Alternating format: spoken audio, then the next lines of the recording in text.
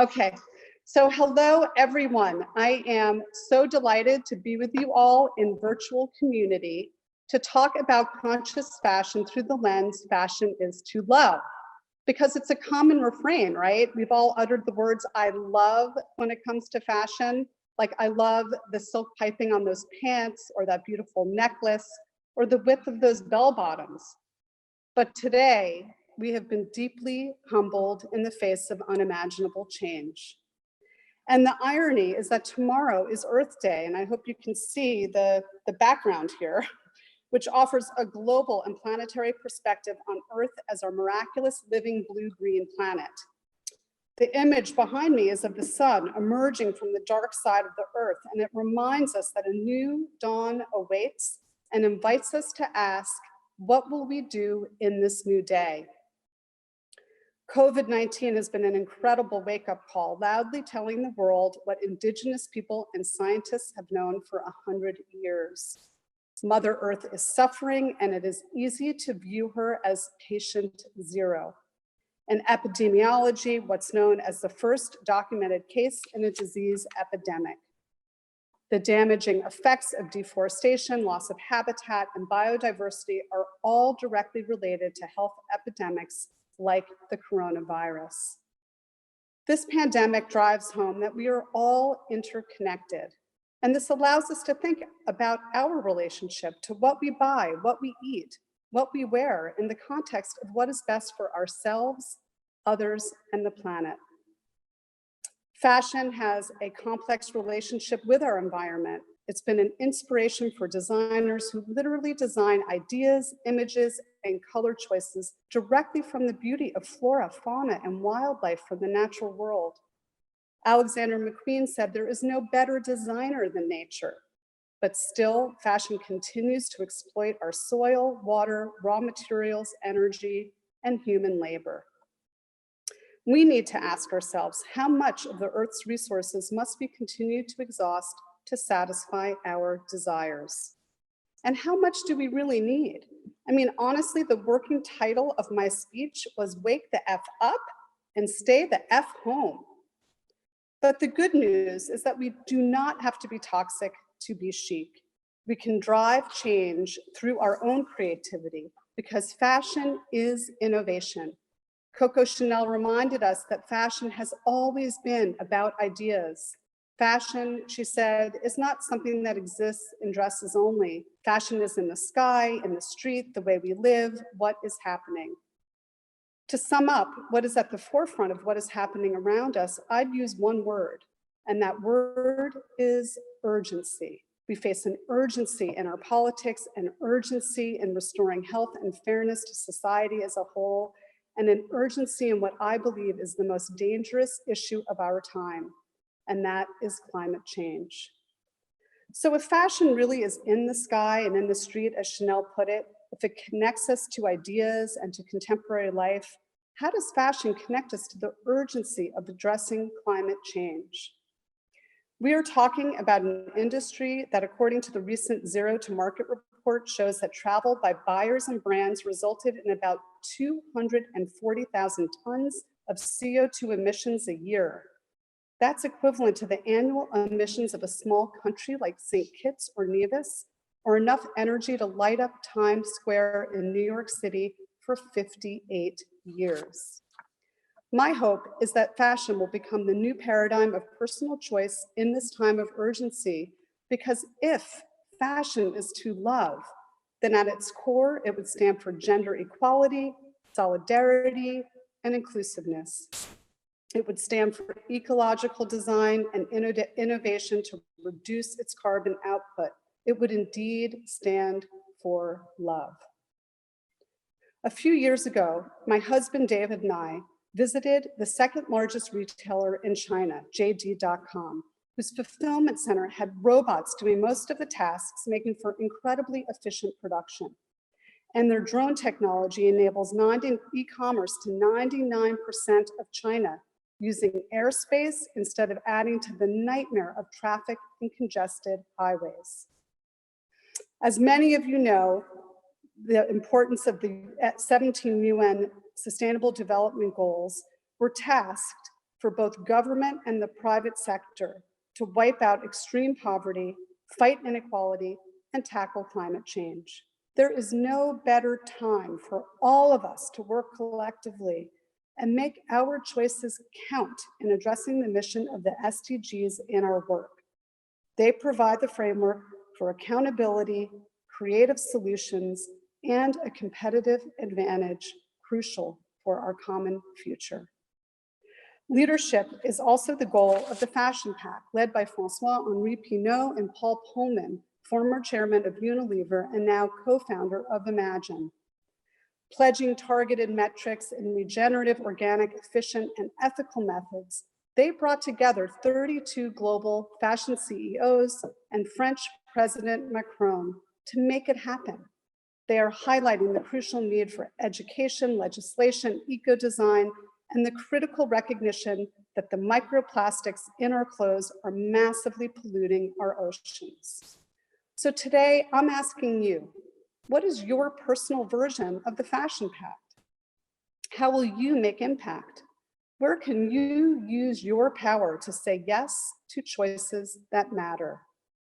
A recent report released by McKinsey & Company in the business of fashion stated that no company will get through this pandemic alone, that fashion players, brands, suppliers, contractors, even landlords need to share data, strategies, and insights on how to navigate this storm. This is the time for fashion to value people and planet as much as growth and revenue. This is the time to reveal your soul, the soul of your brand, and who you are to the world. And Alibaba did just that in 2002 when it was in its third year as a business-to-business marketplace and was slammed by SARS, another coronavirus outbreak that took hold of China. The company innovated, quickly pivoting to launch its e-commerce site Taobao. Employees worked from home and embraced this new reality. Alibaba's brand became instantly associated with resilience and innovation. Today, they now have a valuation of over 230 billion, and as an inspiration to others in the industry, they have become the biggest online charity portal for the poor and most vulnerable in China. As founder Jack Ma has often said, change is the only constant. And change is rapidly occurring on the digital front with advanced analytics and AI capabilities. With store closings, online channels are now accelerating rapidly, offering many opportunities to connect with a hyper-alert community seeking authenticity and aligned values. This means that more than ever, the industry needs to be both influencer and listener to the zeitgeist of our time and respond accordingly. At its core, fashion is about connections, not only to stores and consumers, but with the ecosystem of people who make our clothes, who weave and dye our yarns, or plant the cotton and farm the land. There is a powerful story to be told, and people are making consumer choices based on how these different layers of community intersect. And the companies who are listening are innovating, like Versace and Gucci, who have both stopped using real fur, and Stella McCartney, who is experimenting with microsilk.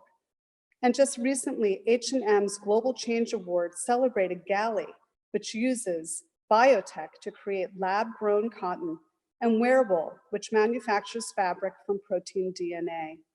There will be a flourishing of new technology and material innovation for investment towards a more sustainable fashion future. And then, of course, there are the age-old classics, such as flax and hemp, long known for their sustainability. Designers who think about fiber and fabric choices are making critical decisions about the health of our planet. And also, as consumers, when we choose our clothes, we choose our future and the wider impact we can all have. Like many of you, the last few weeks of sheltering in place has allowed us to slow down and reflect. As I've been at home with family, it occurred to me that clothes are ultimately for protection and ideally for comfort and an expression of who we are. So if fashion is to love, why aren't we wearing clothes that reflect a more loving, kind, empathic, and caring relationship to ourselves and the planet. I've also been reflecting on what's in our clothes, our food, our beauty products, like microplastics and chemicals, and how much stuff and choices we really need. How many pairs of jeans, shoes, how many t-shirts? These are the questions we all need to ask ourselves. Barack Obama validated the elimination of too much choice in our lives. He said, "You'll see I only wear gray or blue suits. I'm trying to pare down decisions." And Coco Chanel nailed it too with her black dress and her string of white pearls. The simplicity of an enlightened uniform for post-pandemic times is akin to Marie Kondo's powerful message of keeping only that which sparks joy in your life. The basic uniform can allow us to return to creativity instead of consumption and free us up to do the work that is ours to do. As a science fiction buff, I love the utopian uniforms of Star Trek, Blade Runner, and Mad Max, visual versions of streamlined shapes, primary colors, and metallic accents. Real futurism always involves thinking outside the box and ultimately inspires innovation and new ways of looking at things that often may have always been right in front of us.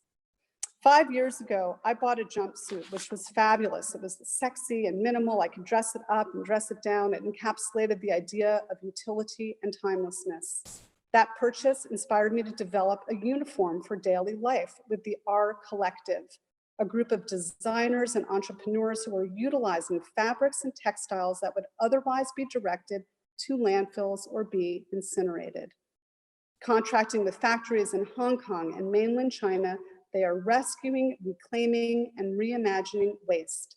And I'm delighted that Swarovski, a company whose DNA is brilliantly and strategically aligned with the SDGs, with whom I designed a beautiful earth jewelry collection, is also providing upcycled crystals for the uniform for daily life, which should launch later this year.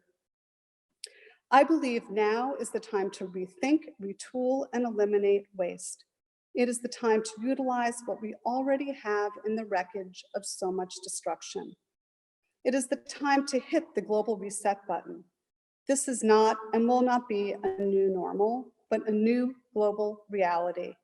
And through this pandemic, the begging questions remain. What do we really need? What do we really desire?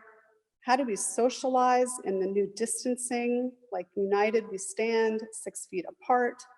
And how can leaders in industry and government move us towards a more sustainable, just model focused on the SDGs, not just on quarterly earnings? The brilliant writer Jonathan Safran Foer writes in his book, We Are the Weather, that saving the planet begins at breakfast. He writes, "The real choice we all face is not what to buy, whether to fly or have children, but whether we are willing to commit to living ethically in a broken world, a world in which human beings are dependent for collective survival on a kind of ecological grace. How can we create limits to share what is left?" His powerful point is that every time we say crisis, we are also saying decision. So I ask you, all of you, what is your decision going to be? How can you shift the climate of what you create as designers and innovators in your business? And on a personal level, by what you eat, how you dress, and the choices you make, starting at breakfast and at the dawn of each new day. As hospitals are drained of the essential equipment needed to treat patients, we see industry leaders responding. From Ralph Lauren and Burberry to Kering and LVMH, to name just a few, companies are stepping up. CEOs are foregoing salaries to help vulnerable factory workers and reconfiguring factories to produce face masks, gowns, and even hand sanitizer. In this time of rest, we see that Venice is reporting crystal clear waters in its canals, Beijing, clear blue skies and bird song, the smog in LA is clearing up, and India, in lockdown, has cut air pollution across the country. What does this say to us? In just a few weeks of quarantine, the planet is breathing again. In closing, I want to say as designers, you are beacons, beacons of hope that can help us think differently. I always say that artists are the canary in the mine of ideas. We are the outliers and thinkers in creative and connective ways. Those of us in the world of art and design can point ways forward. We can reveal new ways of thinking. Creativity gives us the tools to understand the events we are living through. And when the world begins to regain some of its equilibrium, let's continue to imagine a more healing and meaningful place where our personal choices matter, because they do. And for now, maybe use our entrepreneurial talent, our creativity, and our love in service to each other and planet Earth. Thank you so much, Fashion Innovation. Thank you to this incredible community, and happy Earth Day to you all.